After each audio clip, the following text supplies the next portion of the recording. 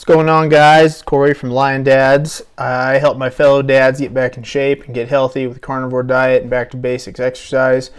In today's video, I want to talk a little bit about a word that we all fear, but we all experience constantly, whether you know you do or not. And that word, of course, is failure.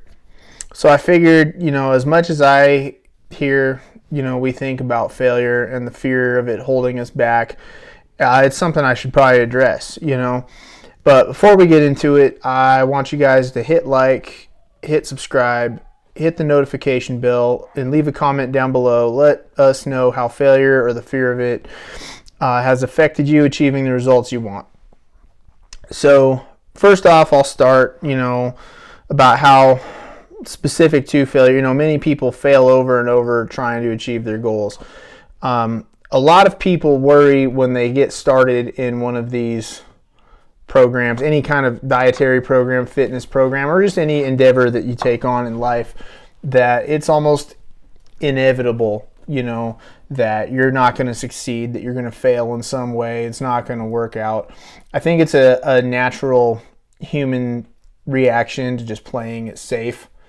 I know for me personally, thinking about starting a new career, starting a new fitness program, a new diet, getting started with this, endeavor that I've kind of taken on, starting this business and online side hustle thing is, it's intimidating, and you just automatically assume, man, what if I fail? I probably will fail. You talk yourself out of it because it's a risk. And, a lot of humans, through history, ancestrally, didn't stay alive by taking risks. I think of that movie, The Croods, where if you have kids, you've probably seen it, where Nicolas Cage voices this caveman dad, and everything he does, there's no risk involved. He's trying to keep his family safe through fear, and through the thought of failure and everybody dying. So that's kind of why I think when we start out, we're just programmed this way to really feel that things are over before they get started. If you want to start a side hustle, side business, you want to start a YouTube channel, you want to start a new diet, you want to look for a new job, you're just going to talk yourself out of it. A lot of people will talk themselves out of it 90% of the time because they're just afraid to get started. And I'm no different. I kind of already went over how that kind of, it took me a while to get this kicked off because I was just worried about, what if it doesn't work out? And I'm going to talk specifically because, lately, and pretty much through the history of this channel, I've talked about my experience with fitness and the carnivore diet and stuff like that, and my history with it. And I'll talk a little bit about how I have failed leading up to this point and how it was years and years of constant failure, but why that doesn't matter because I found something that worked. So when I first started trying to lose weight, which has always been my biggest struggle in life, dealing with my weight, my fitness, I tried counting calories first. I tried, just looking at it from a calories in, calorie out standpoint, and thinking that was what mattered the most. It's probably the only thing that matters. And a lot of people that to them, they still feel that is the only thing that matters. That you can live on anything as long as you're just counting the calories, and you will lose fat and gain, and that's it. And that didn't work for me. I tried it. I failed. I tried counting calories, that just straight up counting calories for years, and I failed. That's just, there's no other way to say it. It was failure. It would work for a short-term time and then eventually become unsustainable, and I failed. There's so much that goes into it because the way your body just adjusts and adapts to the counting calorie way of eating, that you'll kind of sit and you'll eat, a certain amount of calories. Let's say for me, it was 2,700 calories that I started out with, and then my weight loss would stagnate. It would just kind of level out, plateau, and I'd sit at homeostasis for a while, and then I'd have to drop my calories again. And then, I would sit at 2,500, 2,300 calories for a while, and I'd lose more weight. And I'd be, oh, this is awesome, boom. And then it would plateau and level out again and stagnate. And then I have to drop down again. And it just got to be to the point where I'm like under 2,000 calories, and this is, for a guy my size, not sustainable. So I would, have to figure something else out. And I know there are different ways to strategize that, and there's ways to refeed, and there's ways you got to do research to kind of figure out, all right, now I got to redo this and redo that, and it's just too much work for me. I have kids. I had a job at the time. I had this side, now I have this side thing that I'm trying to get off the ground here. And it's just, when you're a busy person like me and you have a lot of stuff going on, sitting and trying to do all these mental gymnastics to figure out how to refeed your diet and readjust things and do all this kind of crap, I just don't have time for that stuff. So that was an absolute utter failure on my part. It just didn't work for me, and that's okay. I also tried a different way of eating where I, not knowing the things I know now, put a high emphasis on vegetables and on more of a high fiber diet.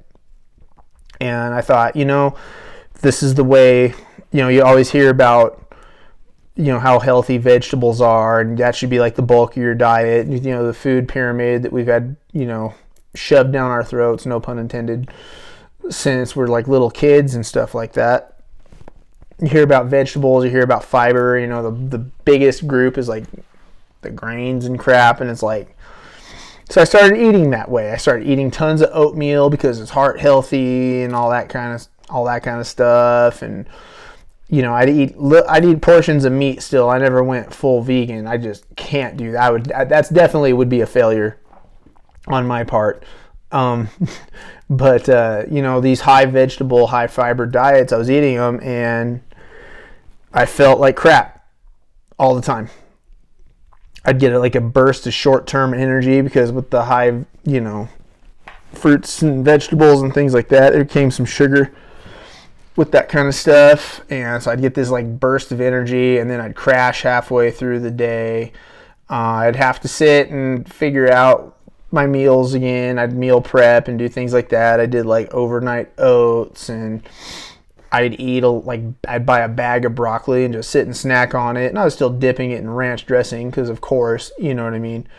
And that doesn't help with your problems. It leads to even more. But those are strategies I employed that just didn't work. It was a lot of planning. It was a lot of work. I felt terrible. I had no energy. I did lose some weight, which technically was my goal, but it wasn't the kind of weight. My lifting, my strength went way down, just through the floor. My gut health felt terrible. My skin broke out. My allergies were awful. And it just led to more health problems than it helped me at all. So, in that standpoint, I failed. Another strategy I tried was a more high-protein standard American diet. You may have seen these in certain YouTubers' videos where they cook a bunch of meals up that are basically standard American garbage crap food, Taco Bell, clone food, but higher protein, or, all kinds of different, like trying to emulate fast foods and different things, chicken sandwiches and stuff like that. And I tried a version of that. Once again, there's a lot of macro tracking in there. You're still eating, from my standpoint, a lot of unhealthy seed oil filled crap. A lot of carbs go into it. There's a lot of macro tracking in it. And one thing that those guys promote is low fat, because fat is the highest calorie macronutrient. So to save on calories, they just cut the fat down and they increase the protein, which I will give you that. It's a very high protein diet. And then all of your energy is coming from carbs. And then I found out, a lot so if these guys did it a certain way, I would challenge them cutting their fat out to go get their testosterone checked after trying this diet for a certain amount of time. I guarantee it would have fallen through the floor. But most of the guys who eat this way have found ways around, the whole low testosterone, no muscle building ways. So, you can probably figure out what I mean by that on your own.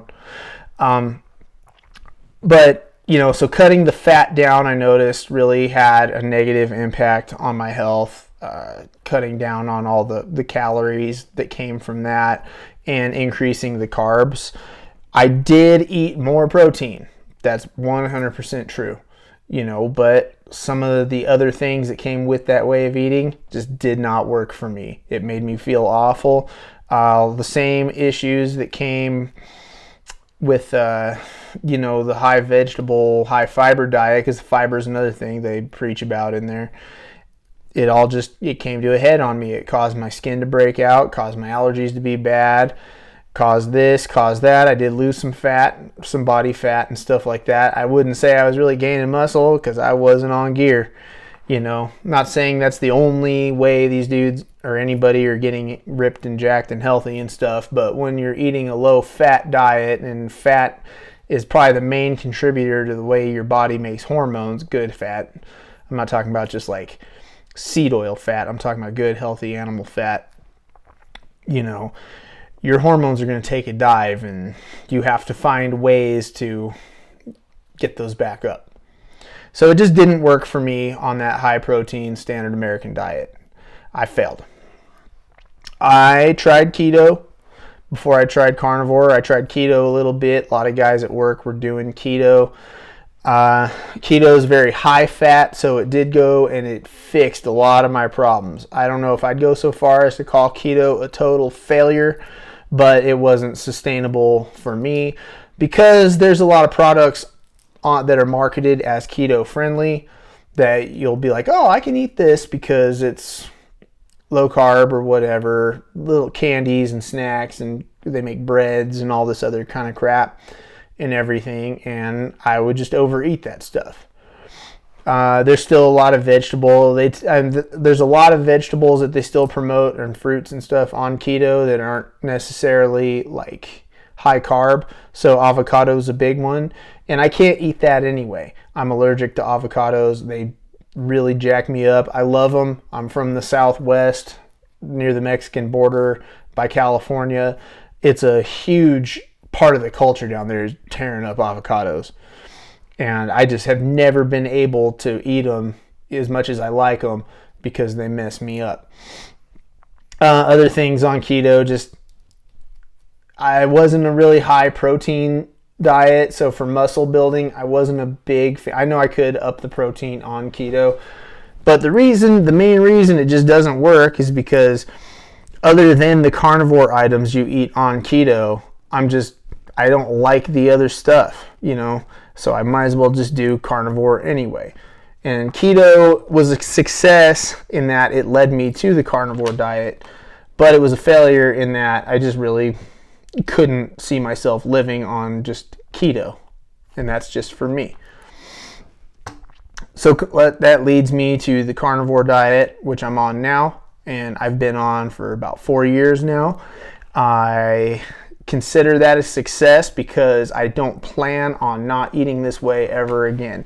I'd say 4 years gave me a pretty good idea that I can do this, I can sustain this, because all those other diets didn't even last a year. So when I take one way of eating that I used to eat, and I couldn't do it, but I've been able to be on this one and do it 4 times the amount with no end in sight, and being excited for the future and knowing where it's taking me, I consider that an absolute success. It's the only diet that I feel like I can really stick to.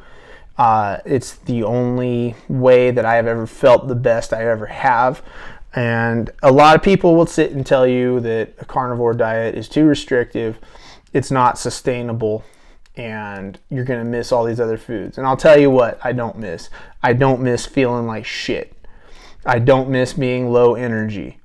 I don't miss not being able to continuously build strength even well into my 40s. I don't miss my hormones being imbalanced and not making enough testosterone and things like that. So I'll sit here and tell you what, if I have to cut and eliminate palatable foods out of my diet in order to feel awesome the rest of my life, I'll take that. That is totally sustainable for me and totally doable. And ultimately, that's the way I gauge this diet as a success. So that should do it for today, you guys. It's just a really short one for me. Like I was talking about, you got to find the things. You're going to have failures along the way. Not saying that the carnivore diet is going to be the ultimate success for all of you guys, but just find the one that you can say, all right, this is the one that I can be successful on. This is the one that works for me. This is the one that's sustainable for me and the way I can call myself a success.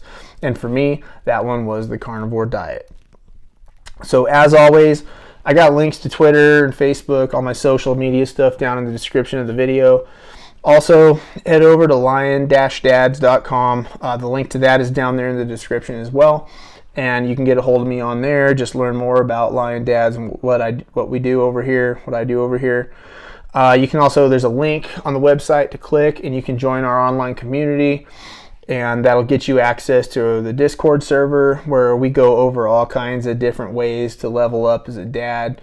Not just limited to carnivore diet stuff or fitness stuff. I got finance, career stuff, networking stuff in there. It's a great way to, link up with other people, like-minded individuals just like yourself. And so that'll do it. I'll catch you guys in the next one. Peace out.